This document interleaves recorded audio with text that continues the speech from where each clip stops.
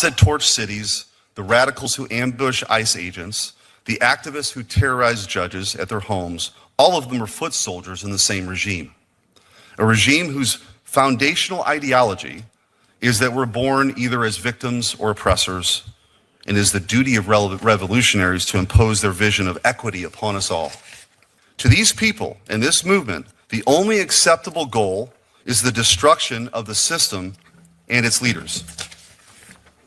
The central idea of every revolutionary project is that utopia must be achieved through any means necessary. If you truly believe that Charlie Kirk is an existential threat to your safety, and you've bought into the nonsense that words are violence, then silencing him by any means could seem necessary.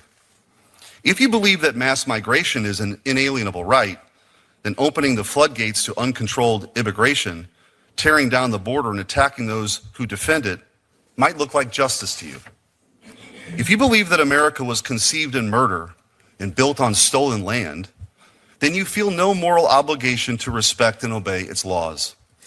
If you truly believe the police are the armed enforcers of racist oppression who indiscriminately murder innocent victims in the streets, then you might see violence against an officer as an act of brave resistance.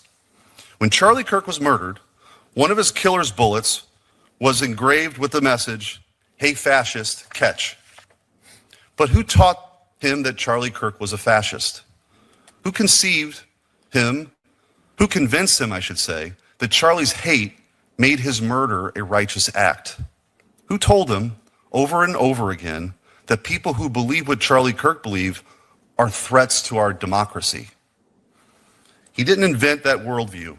He learned it, as did each and every one of the arsonists, assassins, and militants who came before him. Perhaps the people in power who said these things didn't really believe them, but clearly some of the people who listened to them did. And now they are taking those ideas to their final logical conclusion. Enough. We are faced with only two paths. Either we confront this political violence and end it, or it will end us. And I can think of no better person to introduce this topic than the late Charlie Kirk himself. I'm going to show a quick video before we go to the ranking member of him speaking on this precise subject, and I hope everyone would listen closely and heed his warning.